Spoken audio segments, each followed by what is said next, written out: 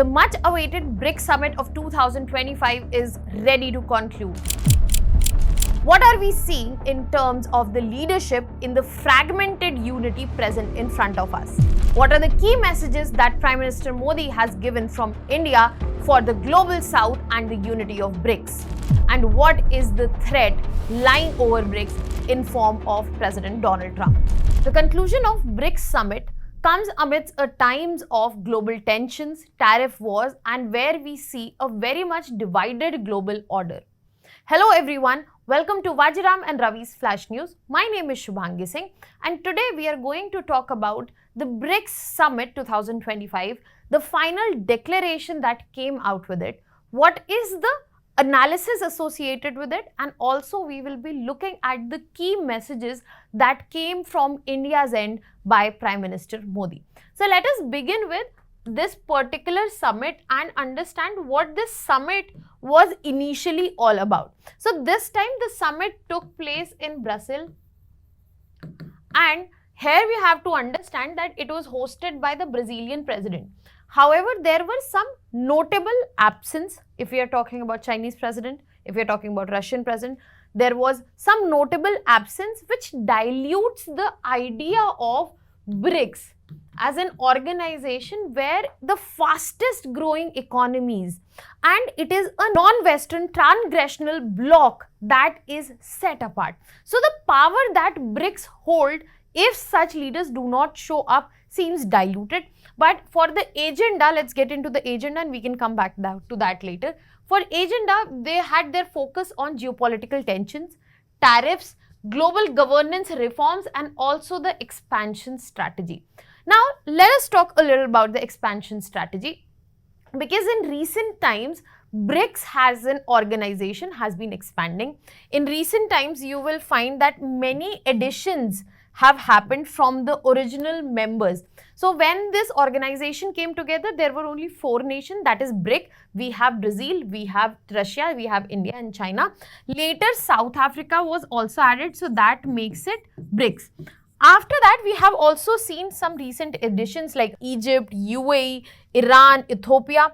And amidst this, the latest addition in 2025 has been Indonesia.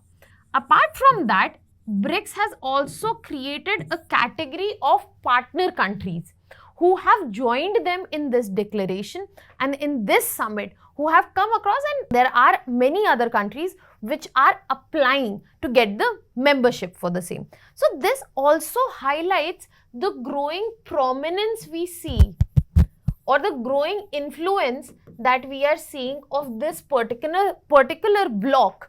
And we have to remember, this is a alternative which is present to Western led blocs as of now, right? So this was the pretty much brief of the summit that we had in front of us. As I mentioned, there was some notable absence that we had seen.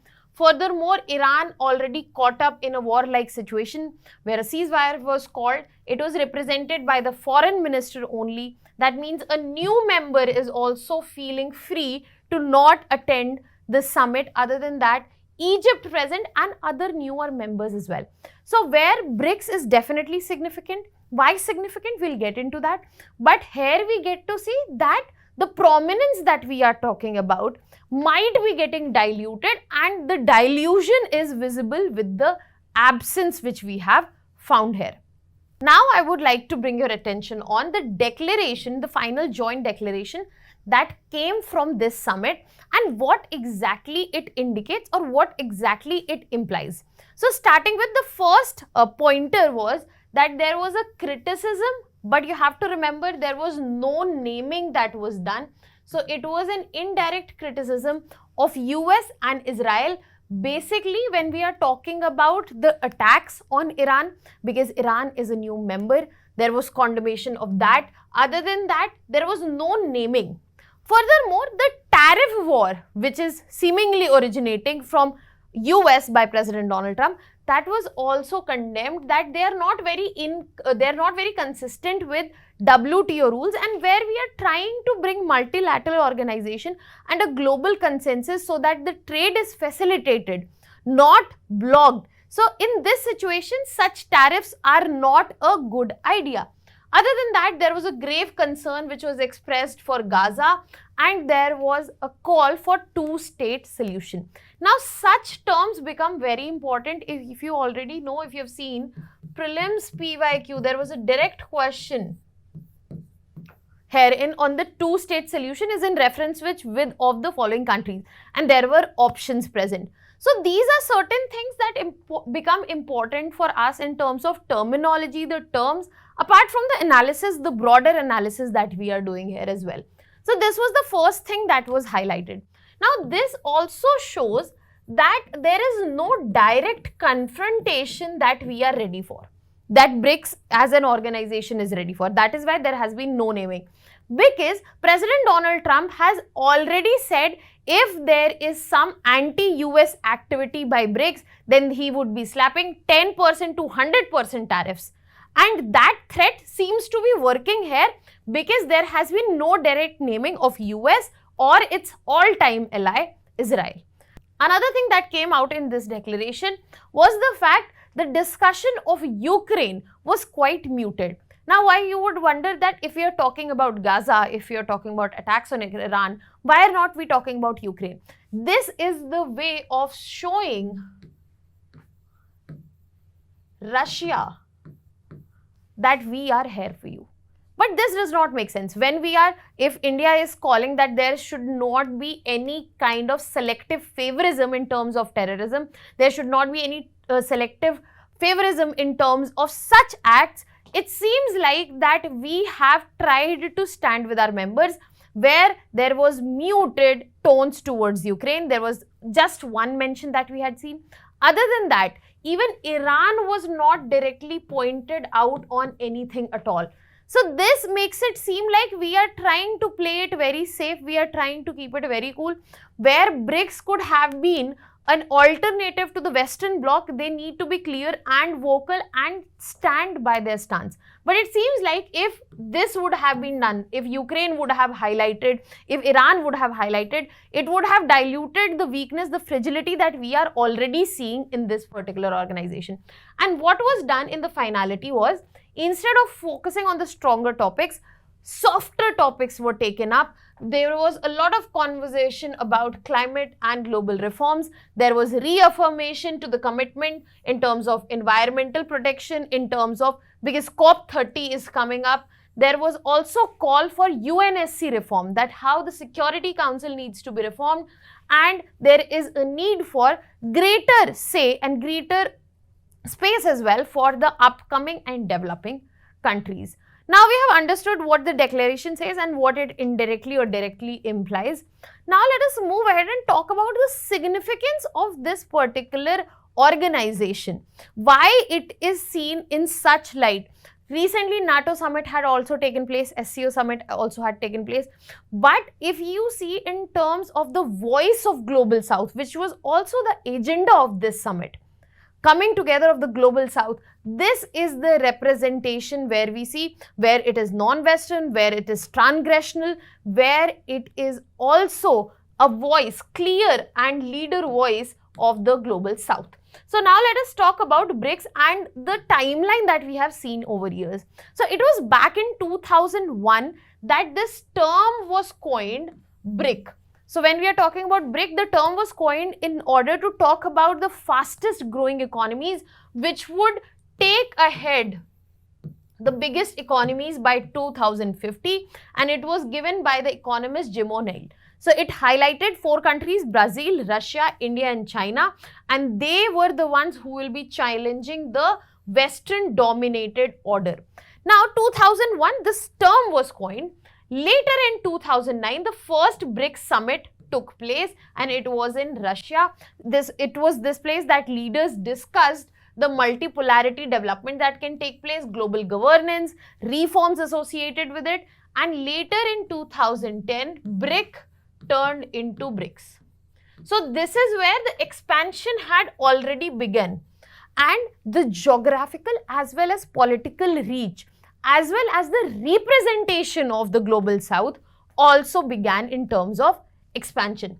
After 2010, there was a long haul, you will see, where we have not seen the addition of members. It came after 2020. But a significant step in the history of BRICS was the new development bank and its formation. So what it aimed at, it aimed to be an alternative to the World Bank. It talked about focusing and helping infrastructure and sustainable development projects in the BRICS countries as well as emerging economies. And in later, just 1 year later, in 2015, there was also a formation of contingent reserve arrangement. Now, we found an alternative to World Bank. Now, we were developing an alternative to the IMF as well. The idea was to finance all safety nets, especially during crisis. So, developmental programs, you know, go to World Banks. This is the where World Banks comes into the picture. IMF is to help in the financial crisis. So, contingent reserve arrangement, CRA, was as an alternative to IMF. Now, you will see these are the steps which clearly show that they were trying to move toward a non-Western dominated order, and they wanted to create their own order where there is no pressure of the global north as well as the Western bloc, which has always dominated or has had the hegemony across the globe. And after 2020s, it was 2023 to 25 that we saw broad expansion. We have had addition of members such as Egypt, Iran, UAE, Indonesia, and as of now, if you look at the table, you will find that 40% of global population is represented by BRICS. Over 33% based on PPP is represented in terms of GDP. And if you can see the graph here, it will show that in trillions of US dollar, what has been the national economic growth. You have to place a special emphasis on the founding members. The first one being China itself, which is marked here. Then if you can see, the green one is indicating India. And the next one which becomes important is definitely Russia and Brazil, which are not very far away.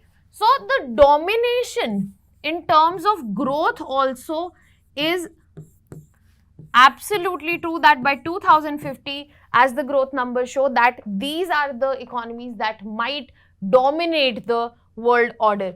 And apart from that, there are other economic parameters as well. For example, it is these countries which hold 40% of oil production, 75% of rare earth reserves as well.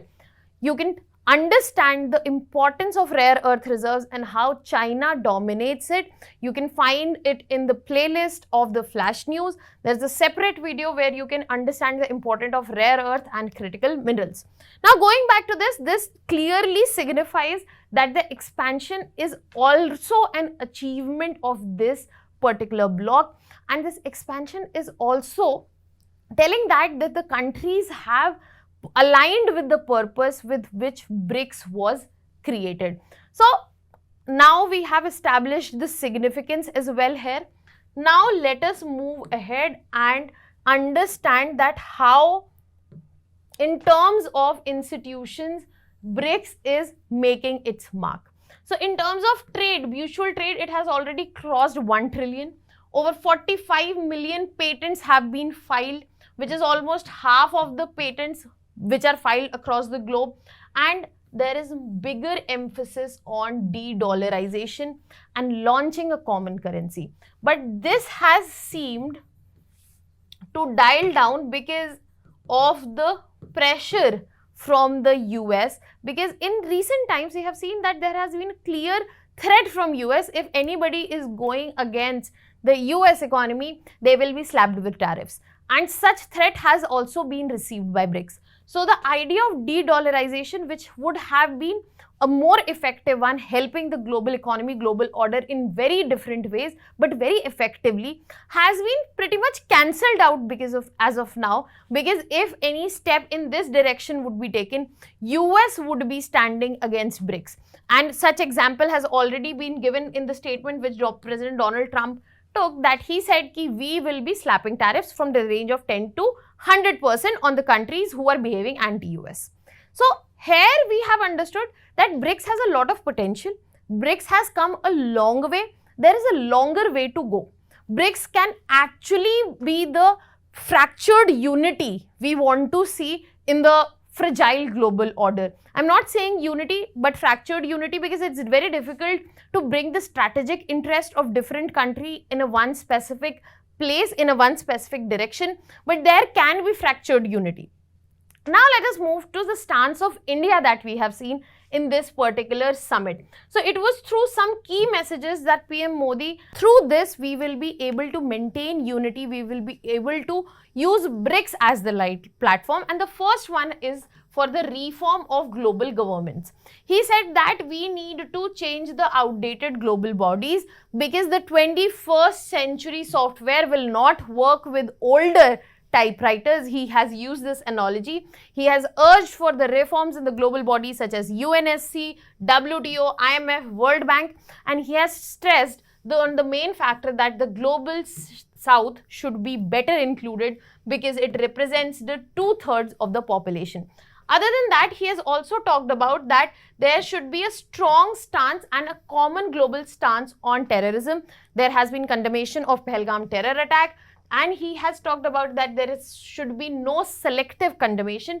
Terrorism is terrorism and no silent support, and terrorism should be dealt with sanctions and isolation as well. He has also talked about that it's important for the leaders to lead by example for Global South.